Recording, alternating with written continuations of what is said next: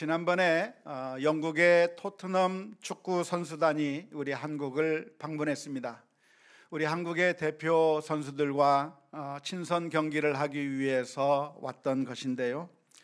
여러 가지 행사를 하는 가운데 그 가운데 선수 2명을 초대해서 한국의 물건이 어떤 용도에 사용되는지를 맞추는 그런 맞추기 게임을 한 적이 있습니다. 해리 케인이라고 하는 공격수와 맷 도허티라고 하는 그런 수비수를 2명 초대해서 하나씩 한국의 물건을 보여주고 이것이 어떤 물건이냐 하고 물어봤는데 외국인들이 한 번도 사용하지 못했던 그런 처음 보는 물건들이라 그것의 용도를 알아맞추는데 굉장히 어려움을 겪는 것을 봤습니다. 그 가운데 하나 무엇이 나오냐면 죽분이 나왔습니다. 예. 죽부인 이게 뭐 하는 거죠? 예, 더운데 여름에 시원하라고 껴가지고 끼고 이렇게 누워 있는 것이죠. 하지만 이 외국 사람들은 이게 무엇인지 몰라서 그 안에 촛불을 켜는 겁니까?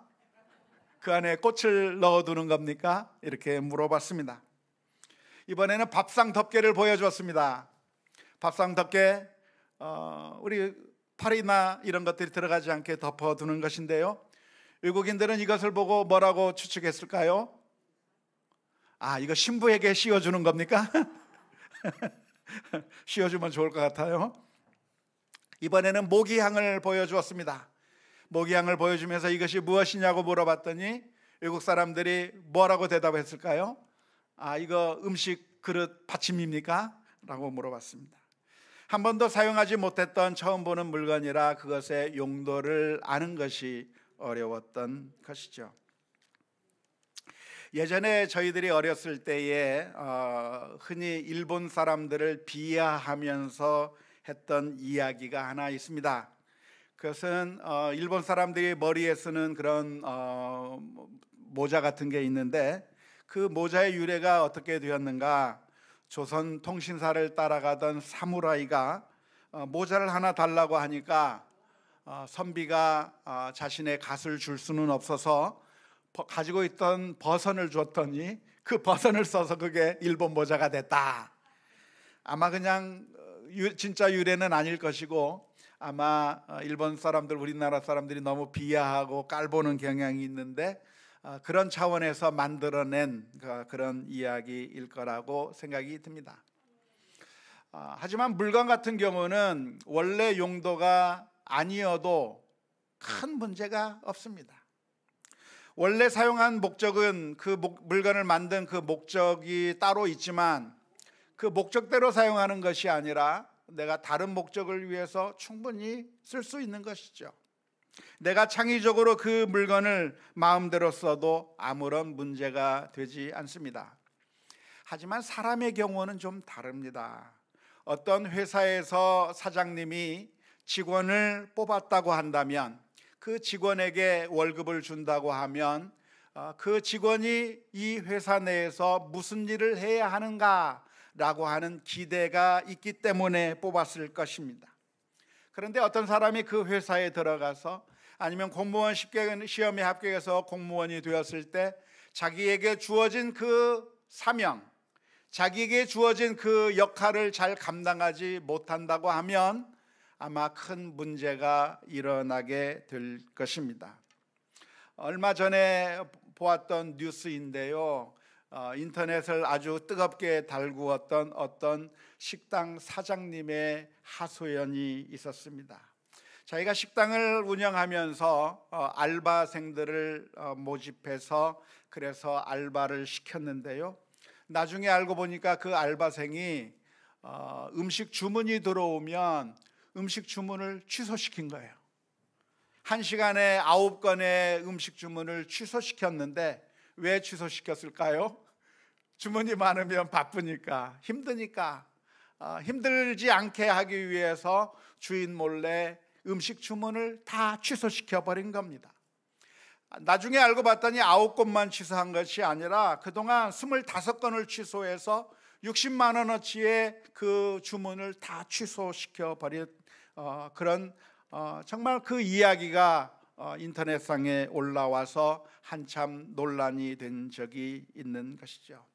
주인은 그 알바생을 뽑을 때 우리 식당을 위해서 잘 섬겨주기를 위해서, 봉사해주기를 위해서 정말 힘든 가운데서도 그래도 급여를 주면서 채용했을 텐데, 안타깝게도 그 채용한 사람이 사장님의 원하던 방향과는 잘못된 그런 일을 했던 것이죠.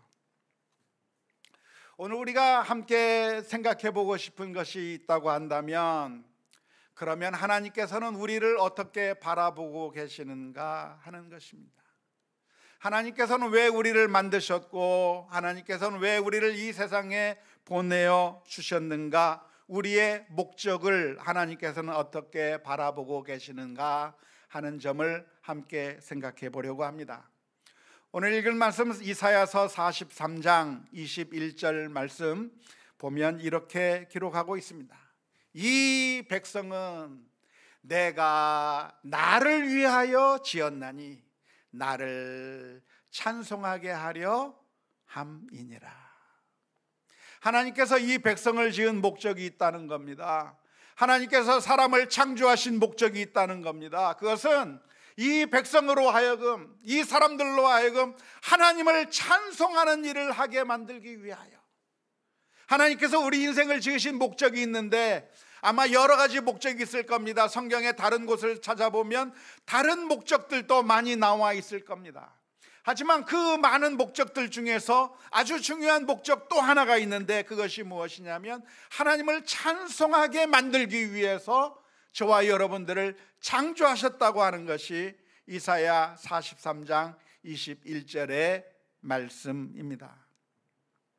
하나님께서 우리를 만드신 그 목적이, 우리를 지으신 목적이 무엇인가? 하나님을 찬송하고 하나님을 예배하게 만들기 위해서, 다시 말하자면 우리가 하나님을 찬송하는 삶을 살고 예배하는 삶을 산다고 한다면 그것이 우리가 존재하는 그 존재 목적을 이루게 되는 것이고, 만일 그렇지 아니하고 하나님을 예배하지 않는다면, 하나님을 찬양하지 않는다고 한다면 어쩌면 음식 주문을 취소해버린 그런 알바와 같이 하나님의 마음에 합하지 아니한, 하나님의 원래 계획에 합하지 아니한 그런 인생이라고 할 수가 있을 것입니다.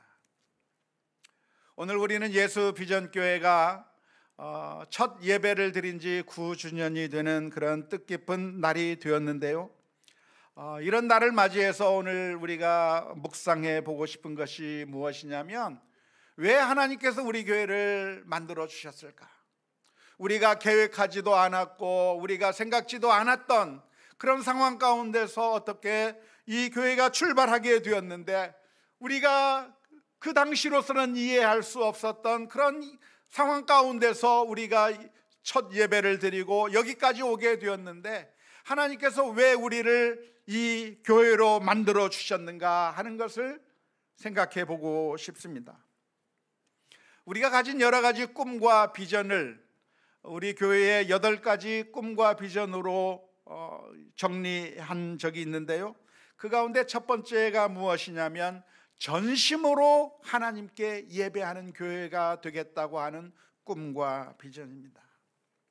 교회란 무엇인가? 교회라고 하는 것은 건물이 아닙니다. 우리는 흔히 교회당 건물을 보면서 무슨 교회 그렇게 이야기를 많이 하지만, 성경적인 관점으로 본다고 한다면 교회는 건물이 아니라 사람들이 교회입니다. 건물이 없어도 사람들만 있으면 그게 교회가 되는 것이고, 하나님을 예배하고 하나님을 찬양하는 성도들의 모임이, 그게 바로 교회라고 하는 게 성경적인 관점이라고 할 수가 있습니다. 따라서 성도들의 모임인 이 교회가, 다시 말하자면 성도 한 사람 한 사람이 하나님을 찬양하고 하나님을 예배하는 삶을 살게 된다면 그것이 바로 교회가 존재하는 목적을 이루는 것이라고 할 수가 있겠습니다. 따라서 오늘 이 시간을 지나면서 우리들의 마음 가운데 우리의 존재 목적이 무엇인가? 하나님을 찬양하고 예배하는 게 우리의 삶의 목표라고 하는 사실, 하나님께 영광을 올려드리는 게 우리들의 삶의 그 목표라고 하는 사실을 마음속에 기억하며 살 수 있기를 주님의 이름으로 축원합니다. 단순히 한 시간 예배 드리는 것이 아니라 우리들의 삶 자체가 하나님께 영광을 돌리고 우리의 삶 자체가 하나님을 찬양하는 그런 삶이 되어야 될 것이라고 믿습니다. 하지만 우리가 하나님을 찬송하고 예배한다고 하는 것은 우리의 본성과는 반대되는 일입니다. 우리가 누군가를 찬양하고 경배하는 것은 우리의 본성을 거스르는 일이 될 것입니다. 왜냐하면 우리 자신은 누구를 찬양하고 경배하기보다는 내 자신이 칭찬받기를 원하고 우리 자신이 박수받기를 원하는 게 우리들의 본성입니다. 다른 사람을 높이고 다른 대상을 높이기보다는 나를 높이고 내가 높아지려고 하는 게 우리들의 본성 가운데 들어있는 것이죠. 그런데 우리가 존재하는 목적이 하나님을 예배하는 게 목적이다. 하나님께 영광 올려드리고 하나님을 예배하는 게 우리들의 삶의 목적이라고 이야기하면 그러면 많은 사람들이 불편할 수 있습니다. 오랫동안 신앙생활을 하시는 분들은 이 말씀의 의미가 무엇인지 알기 때문에 그렇구나, 우리가 하나님을 예배해야 되는구나 라고 인정하시겠지만, 그러나 불신자들이라든지 성경을 제대로 모르는 분들이라든지 이런 분들은 이런 이야기를 하게 되면 굉장히 불쾌해할 수가 있습니다. 그렇다면 우리는 마치 북한의 기쁨조처럼 그렇게 하나님을 찬양하는 기계냐? 하나님을 찬양하고 영광 올려드리는 그런 노예로 우리가 존재하는 것인가? 우리는 그렇게 낮아지고 하나님을 높여드리는 그런 노예와 같은 신분인가? 라고 하는 그런 의문을 갖게 되는 것입니다. 하지만 우리가 하나님을 찬양하고 예배한다고 하는 것, 하나님께 영광을 올려드린다고 하는 것은 그렇게 우리가 억지로 하나님께 찬양하거나 억지로 하나님께 예배 드리는 것을 의미하는 것이 아니라 사실은 우리들의 마음속에 기쁨이 가득 차야 찬양이 나오게 되어 있습니다. 찬양이라고 하는 것은 언제 나오는가? 찬양이라고 하는 것은 언제 나오냐면 누가 찬양해라, 영광 올려드려라 이렇게 강요할 때 나오는 게 아니라 우리들의 마음 가운데 기쁨이 차고 넘치면 자연스럽게 발산될 수 있는 게 찬양인 겁니다. 억지로 강압에 못 이겨서 하고 싫지 않은데도 불구하고 해야 하니까 하는 게 그게 진짜 찬양이 아니라, 찬양이라고 하는 것은 무엇이냐면 우리들의 마음속 깊은 곳에서부터 기쁨이 넘쳐나고 감사가 넘쳐나고 하나님 앞에 정말 영광을 올려드리고 싶은 그 마음들이 나타날 때 그게 비로소 찬양이 되는 것이죠. 예를 들자면 이런 예를 들 수 있겠습니다. 우리가 어떤 맛있는 음식을 먹게 되면 여러분들은 그 음식을 먹으면서 어떻게 드십니까? 음식을 먹으면서 맛있는 음식을 먹을 때 그냥 조용히 먹습니까? 아니죠. 먹으면서 맛있으면 어떻게 하시오? 맛있네! 표현을 하게 돼 있어요. 이거 정말 맛있는데요. 이거 정말 맛있는데 하면서 자기의 그 만족과 기쁨을 밖으로 발산하게 되어 있는 것이죠. 몇 년 전에 제가 전어구이를 한번 먹은 적이 있습니다. 요즘 전어철이기도 하고 꽃게철이기도 하고 맛있는 것들이 많이 나오는데, 몇 년 전에 우연히 전어구이를 먹게 된 적이 있었는데 아마 그날 제가 특히 배고팠다가 먹었던 것 같아요. 그것을 처음 먹고 나서 야, 이래서 전어구나 하면서 너무나도 맛있어가지고, 그래서 먹고 나서 제가 침묵하고 있었냐면 침묵하고 있었던 것이 아니라 교역자들하고 이야기하면서 얘기를 했어요. 정말 맛있었다고. 정말 이렇게 맛있는 줄 몰랐는데 정말 맛있었다고 그렇게 막 이야기를 하니까 제 기쁨이 완성이 되는 거예요. 먹고 입 딱 다물고 있으면 완성이 안 되는데 교역자들한테 맛있었다고 이야기를 하고 막 그러니까 목사님 우리도 좀 데리고 가요. 그러면서 그런 반응이 나오는 걸 보니까 그 기쁨이 완전히 충만해지는 것이죠. 정말 우리가 맛있는 것을 먹게 된다고 한다면 조용히 먹을 수는 없는 겁니다. 정말 맛있다고 이야기하고 주변 사람들에게 칭찬을 하고 정말 맛있다고 하는 그 경험을 SNS에 올리기도 하고 그래야, 그런 표현이 나와야 그 기쁨이 충만해지는 것이죠.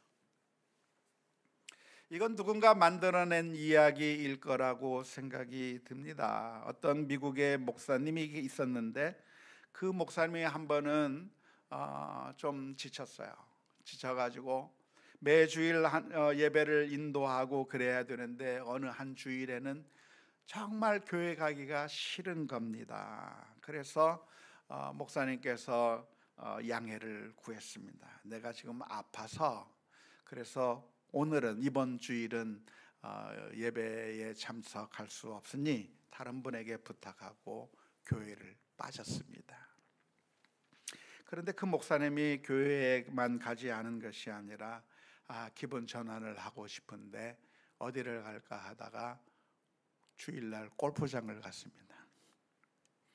골프장에 가서 거기서 골프를 치기 시작하는데 그 모습을 바라보고 있던 하늘에서는 난리가 났습니다. 천사들이 그 목사님을 보면서 화가 난 거죠.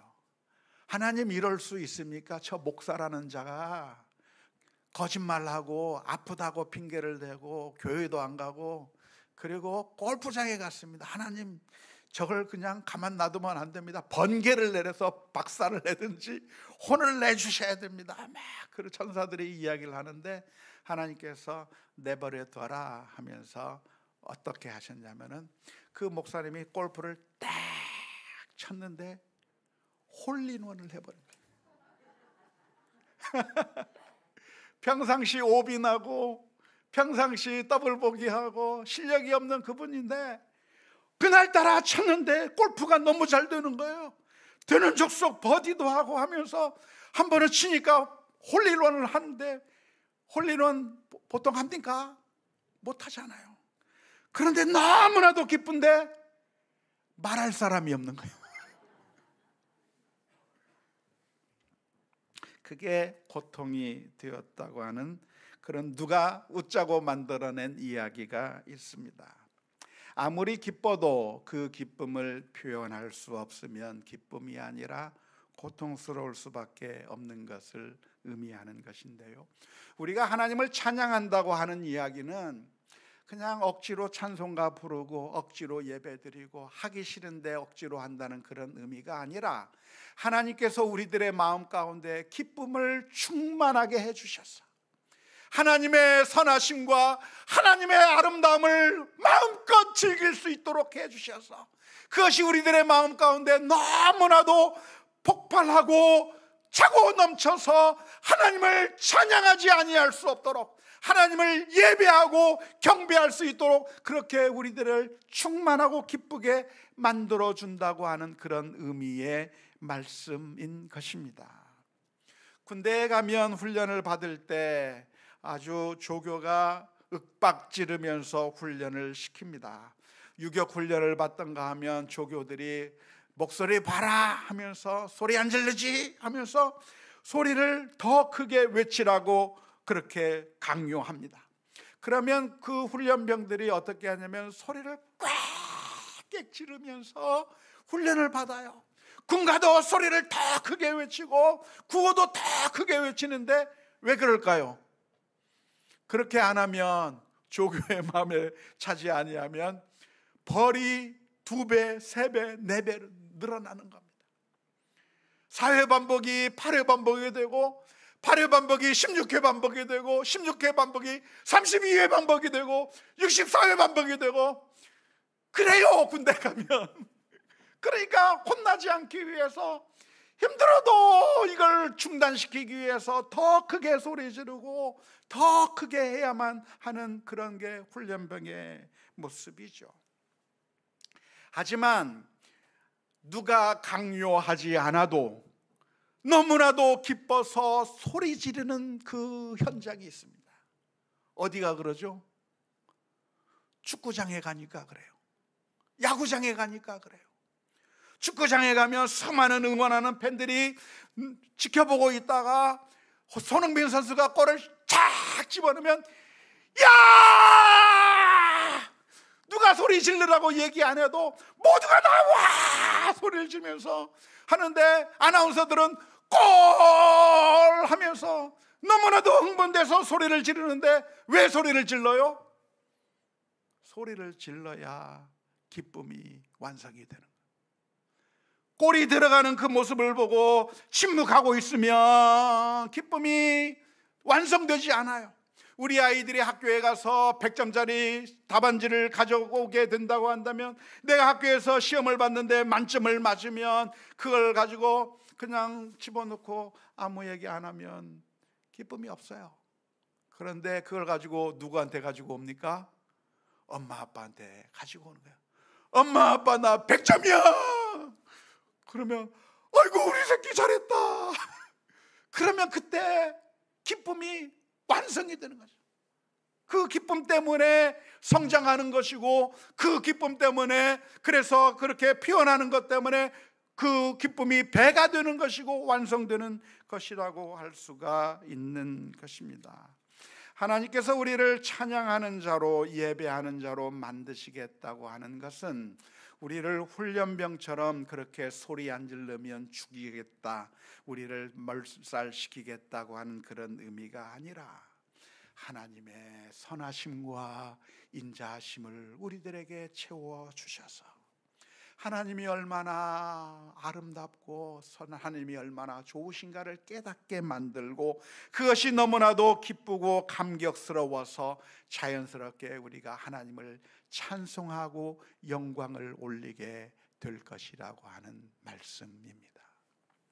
우리가 맨 마지막에 우리의 삶이 끝나고 천국에 가면, 천국에서는 무엇만 남아 있다고 얘기를 하나요? 천국에 대해서 우리가 함부로 상상할 수 없지만, 천국에서는 무엇이 있느냐고 하면 찬송만이 있을 거라고 그래요. 천국에 가면 찬송만이 있을 거라고 하는데, 그 말은 우리가 지겹게 찬송가를 계속 불러야 되는, 이거 지금 오늘 우리가 예배 시간에, 예배 전에 막 찬송하라고 그러면 또 지겨워서 아이고 힘들어 하는 그 찬송을 나중에 천국에 가서 영원토록 찬송만 주구장창 불러야 된다고 한다면, 아이고 천국에 가서 괴로울 것 같다라고 생각하게 되겠지만, 사실은 그런 의미가 아니라, 우리는 천국에 가게 되는 그 순간에 날마다 새로운 거예요. 하나님과 교제하고 하나님 안에서 살아가는 것이 너무나도 기쁘고 즐거워서, 그래서 찬송하고, 그래서 기뻐하고 영광 돌리는 것이, 그걸로 한번 해버리고 끝나는 것이 아니라, 그 다음 날 더 기쁘고, 그 다음 날 더 기쁘고, 전국에 있는 내내 너무나도 기뻐서 영광과 찬송을 항상 불러도 다함이 없고, 찬송을 늘 불러도 그것이 다함이 없는 그런 엄청난 기쁨의 자리로 우리가 갈 거라고 하는 것을 말씀해 주고 있는 것이죠. 문제는 우리가 하나님께서 그 하나님의 선하심과 인자하심을 맛보고 기뻐하며 찬양하도록 만들어 주었는데, 안타깝게도 우리 대부분의 사람들은 하나님의 은혜와 사랑을 망각해 버렸다고 하는 것이 문제입니다. 마치 그 옛날 이스라엘 민족이 광야 40년 동안 하나님의 은혜 가운데 있으면서도 하나님의 은혜는 없다고 생각하며 늘 불평과 원망 가운데 있었던 것과 마찬가지입니다. 하나님의 은혜가 없었던 것이 아니라 매일매일 하나님의 은혜의 만나가 내렸고, 그 은혜의 만나를 먹었어요. 하나님께서는 그들을 버리신 것이 아니라 불기둥과 구름기둥으로 함께해 주셨어요.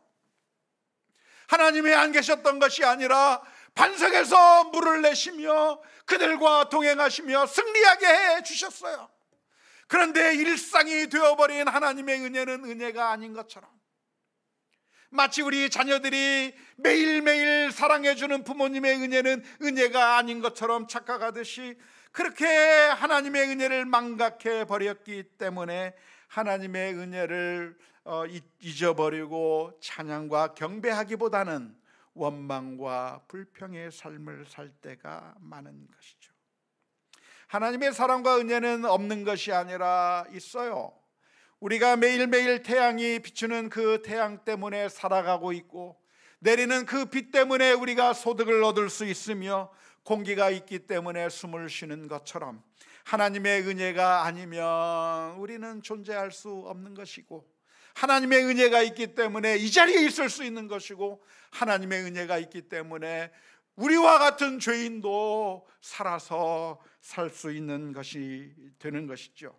그런데 눈을 감아버리고 귀를 감아버리면 하나님의 선하심을 맛보아 알 수 없는 겁니다. 아무리 좋은 음식이 있어도 내 입맛이 떨어져 버리고 내가 그 음식을 맛볼 수 없는 그런 사람이라고 한다면, 그 어떤 황제의 음식을 내놓아도 감사보다는 불평과 원망이 나오게 되어 있는 것이죠. 음식 가운데는 호불호가 갈리는 음식들이 있습니다. 홍어 삼합이라든가 두리안이라든가 고수라고 하는 것들이 있는데요, 한번 드셔보셨습니까? 저는 모든 게 맛있어요. 그래서 다 잘 먹습니다. 그런데 제 아내는 홍어 삼합을 못 먹어요. 어느 날 음식을 같이 먹었는데 한번 홍어 삼합을 입에 넣었다가 그날 식사는 완전히 망쳐버렸습니다. 그 홍어 삼합의 냄새가 입안에 아무리 물로 씻어내도 남아있어서 그날 식사를 망쳐버린 것이죠. 그런데 하나님의 그 사랑과 은총도 어떤 사람에게는 아무 것이 아닌 것처럼 느껴지는 겁니다. 그런데 그래서 우리는 하나님의 사랑과 은혜를 음미해 보아야 하는 거예요. 하나님의 사랑이 무엇일까? 하나님이 나를 어떻게 사랑해 주셨는가? 하나님이 나를 어떻게 인도해 주시고 우리들을 어떻게 사랑해 주시는가를 맛보아 알아가야 하는 겁니다. 처음에는 이 맛을 보면 아무 맛이 안 나는 것 같아요. 맛을 보면 몸이 건조한 것처럼 느껴질 수 있고, 어떤 때는 아마 싫은 느낌이 들 수도 있을 것 같아요. 하지만 우리가 묵상하고 기도하고 또 하나님의 그 선하심을 맛보아 알기 위해서 자꾸만 하나님이 누군가를 알아가게 된다고 하면 우리들의 마음은 기쁨으로 가득 차게 되고, 그리고 결국은 하나님께 영광 올려드리게 되는 삶으로 변하게 될 줄로 믿습니다. 우리 가족은 동남아 음식을 굉장히 좋아합니다. 베트남 음식, 태국 음식 등등 그런 음식들을 좋아하는데요, 처음에 우리 아이들을 베트남 음식점으로 데려갔더니 우리 아이들이 엄청나게 불만을 터뜨렸습니다. 왜냐하면 그 베트남 음식 안에 들어있는 고수라고 하는 그 식물이 있는데 그 맛이 정말 이상해요. 화장품 맛이 나는 것 같기도 하고 막 역한 느낌이 나기도 하고, 그래서 우리 아이들이 처음 베트남 국수를 줬더니, 월남 국수를 줬더니 이런 데 데리고 왔다고 얼마나 짜증을 내는지 몰라요. 그런데 아마 어떻게 몇 번 더 익숙하게 했는지는 모르겠지만 얼마 지나고 나서 우리 아이들이 태도가 완전히 바뀌어 버렸습니다. 처음에 그렇게 불평과 원망하던 아이들이 지금은 월남국수를 얼마나 좋아하는지 몰라요. 고수를 찾아요. 모든 음식에 고수를 넣어서 없는 것으로 바뀌어 버렸습니다. 그래서 저희는 한번 이렇게 패밀리 리유니온을 하게 되면 어디에서 만나냐면 베트남 동네에 가서 만납니다. 거기서 월남국수를 먹으며 얼마나 좋아하는지요. 하나님을 맛보아 아는 것도 역시 마찬가지입니다. 어떤 사람은 그 하나님이 나에게 아무런 의미도 없었던 것처럼 느껴질 것이고 도대체 하나님과 나는 아무런 상관이 없는 것이라고 느껴질 수 있습니다. 하지만 하나님은 그 음식들보다 훨씬 더 좋으신 분이에요. 하나님이 우리를 사랑하시는 하나님이시기 때문에 그 하나님을 날마다 알아가는 가운데 우리들의 삶 가운데 하나님을 향한 찬양과 영광이 나타나는 그런 삶이 될 수 있기를 주님의 이름으로 축원합니다. 하나님은 어떤 하나님이신가? 하나님은 군대의 조교처럼 우리가 하나님을 찬양하지 아니하면 우리들에게 벌을 내리시겠다고 윽박지르면서 우리를 죽여버리겠다고 그렇게 협박하는 그런 하나님이 아니라 하나님은 손흥민 선수, 김민재 선수처럼 골을 넣어서 그 모습을 본 모든 팬들이 정말 기뻐서 환호성을 지르는 것처럼 하나님께서 우리들에게 가장 큰 선물을 주신 하나님이에요.